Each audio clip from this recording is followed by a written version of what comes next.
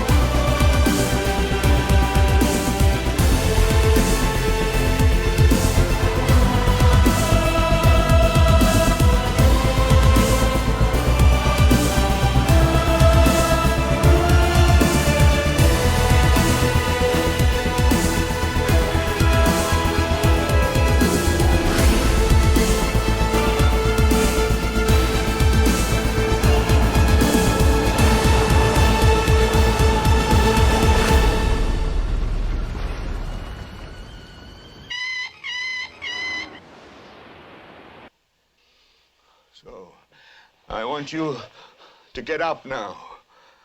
I want all of you to get up out of your chairs. I want you to get up right now and go to the window, open it, and stick your head out and yell, "I'm as mad as hell, and I'm not going to take this anymore!"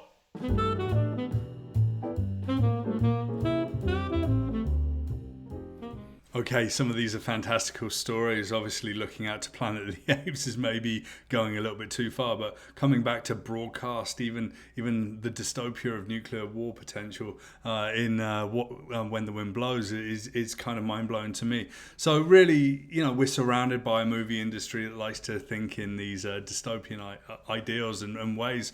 So I think we can lean in and start to use some of that as fuel for the fire of our thinking in our organization. Another part of the toolkit that I apply when I'm thinking about designing a future is thinking about the futures cone. What are the possible, plausible, probable futures that lay ahead? But in 2013, Joseph Voros actually came up with the idea of having a preposterous future. What if something really wild was going to happen to us? And this is something that's also echoed by James A. Dator. And he says, any useful idea about the future should appear to be ridiculous. That's his second law of the future. So really, being preposterous, being ridiculous, thinking about the worst things that can happen to us, and those dystopian futures can really help us think about how we can avoid them. But when I start writing out these stories and start building these fantastically terrible futures, I like to think of three principles for dystopian futures. The first is that technology leads with prescriptive solutions and it creates our singular future. The colonization of how we operate, and it's already begun, but we can dial that up even further and design cities and transportation and systems and government that don't serve us as humans, as people. They're not equitable, they don't have equality, there's no democracy, there's just technological democracy in a way. The technocrats are in charge. The second idea and principle is personal gain for the few, and profit goes to them. It doesn't come to us. So humanity is not put at the center of the solution. We talk about human-centered design today, and we're pretty terrible at doing that, because ultimately the shareholders, the board of directors, and the people that are trying to count the coins, that are increasing profits and creating exponential momentum of wealth for the few is pretty terrible all in all. And thirdly, absolute control and speculation accelerated by gut feel. The leaders that say, "Oh, today I think this, today I think that. What about this?" Let's not base our thinking in science and what's best for humanity. Let's base our thinking just because I've got a feeling about this future. And that comes back down to colonization again.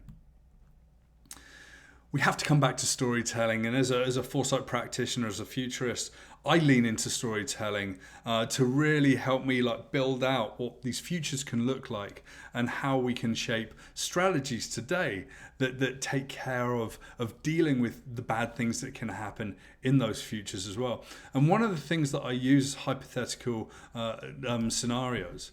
Hypothetical scenarios help us write really short stories.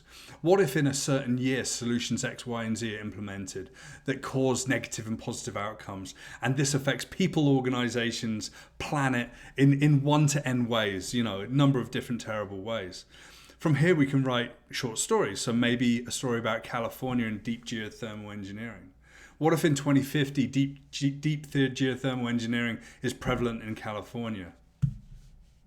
And then that causes a series of cataclysmic seismic reactions that trigger a magnitude 10 plus earthquake, also known as the big one. I used to live in Vancouver. I still own a property there. I've got earthquake insurance. People are waiting for it. It's been a long time, but maybe it's going to turn around when we start doing geothermal engineering. And this kills 3.24 million people in California, disables businesses, halts all transportation in and out of the state, and those key transportation hubs are sort of pushed to the fore. And then that's got a trigger effect, which is an in-state civil war for safety, food, and liberty in the face of failing state and federal governments. And then if you think about California being one of the great global superpowers in terms of monetary value, it's like fourth or fifth most powerful monetary province in the world. We can see that that's going to have a ripple effect in America, up here in Canada, and across into Europe and Asia as well. So these are fantastical ideas. Is it likely to happen? Well, there's a slim chance, a very, very slim chance. And geothermal energy experts are going to come at me in the comments, I feel. And that's all good. The conversations are great.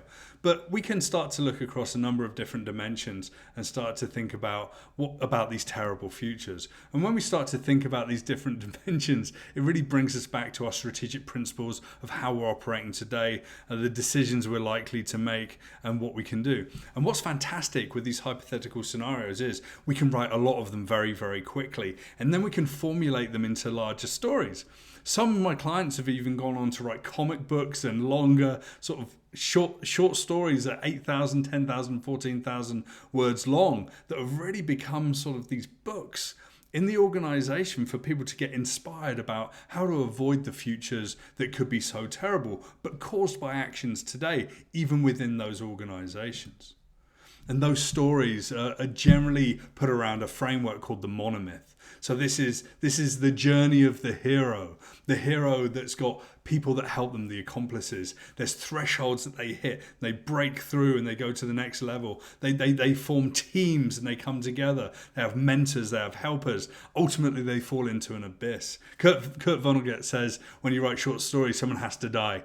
Maybe someone has to get injured, or maybe something pretty calamitous has to happen. But out of that pit, out of that abyss, comes atonement and the return. And we see this time and time again in the movies we watch and the books that we read.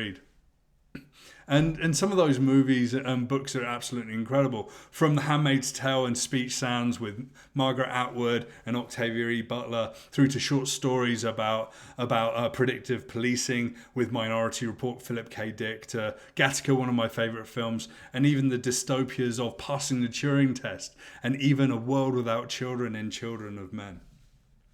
And those bigger stories are just built up from smaller hypothetical scenarios. And that's what I remind my clients. Just take a small step forward, be creative, have some fun with that. And slowly they get into it. And it's a really interesting practice to work on. But where do we end? Well, I think we end where we started, in eschatological ends. You know, we're kind of in a new religion. We've had this world of commandments and rules and systems and manuals pushed upon us. And, you know, everything from influencers to social media to content. I mean, you're probably watching this on YouTube. Everything that surrounds me in this video that you could watch next has become a new religion of sorts. And obviously we still have the normalized religions around as well. And that is not such a bad thing. We can still dip into them for some pretty dystopian ideas for the future as well. But I think Zig Ziglar talks about fear pretty nicely. He says it's got two meanings. We can say, forget everything and run. We're too scared of this future. We've got to get out of here. But what I like to do and what I like to say to clients is face everything and rise. Really start to think about how our futures can be terrible and bring some of that evidence of the terrible futures we can imagine back to today so that we can avoid creating them ourselves and so that we can be part of a positive future. So that's where we start with dystopia. And then we can create an incredible future for everyone that year on year just gets better and better. And there's more equity, there's more equality, there's more democracy, and there's more rights for everyone in the world. And that's where I'm aiming to get to. Now, I work with lots of foresight practitioners around the world. I work with amazing organizations. And I think all of these people, if we can come together and we can start with dystopia, and we can imagine something pretty terrible that's even beyond the pale of what we see today. We can come back to today and really, with conviction, create a world that's incredibly viable and prosperous for everyone.